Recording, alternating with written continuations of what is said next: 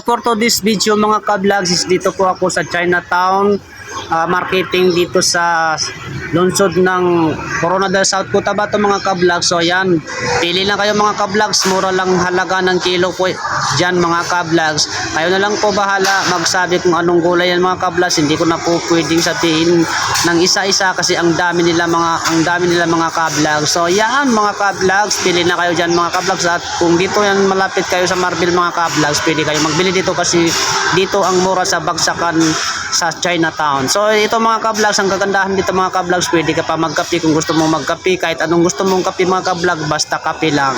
So ito mga ka-vlogs, yung kamatis na yun mga ka-vlogs, luto na siya kasi ang kamatis subong mga ka-vlogs, ito maraming kamatis ngayon mga ka-vlogs. So ayan mga ka-vlogs, binibidyoan ko lang ang mga sari-saring gulay mga ka-vlogs para naman may magawa ako ngayong umagang ito. So hindi nyo alam mga ka-vlogs kung anong oras kami nagdating dito, mga alas 2 ng madaling araw mga ka-vlogs.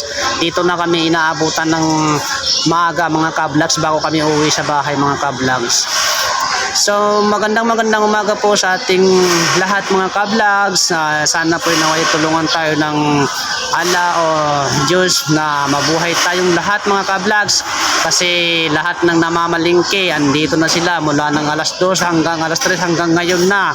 Andito pa rin sila na nangungumpra pa rin sila ng gulay mga ka-vlogs. Kasi maraming makukuha dito mga ka-vlogs ng sari-saring gulay mga ka-vlogs. Tapos mamurahing halaga pa. So opo yan mga ka-vlogs. Tapos sitaw, hindi ko na may isa-isa mga ka-vlogs, itlog, yan. So ang daming nagbibili dito mga ka-vlogs kasi dito rin kami nagbibenta, pero yung binta namin ka-vlogs ay dahon-dahon lang mga ka-vlogs at puso ng saging, sitaw, yan lang mga ka-vlogs. So yan ang panindan namin po mga ka-vlogs, sumisingit lang kami sa may lamesa mga ka-vlog. So yan si Mrs. mga ka-vlog, kinikilo po niya ang kanyang siligrin po na may nagbili sa kanya. So yan ang aming mga kaibigan sa pwesto. So yan, pa-shoutout naman po mga ka-vlogs. Ayan, ang gandang opo nila mga guys. Tapos ang kanilang mga ano yan, di ko na maano kasi parang natutuyo na yung munganga ko no, sa kasasabi ko. Okay, so ito na sila. Yan, maraming salamat po sa inyong panonood.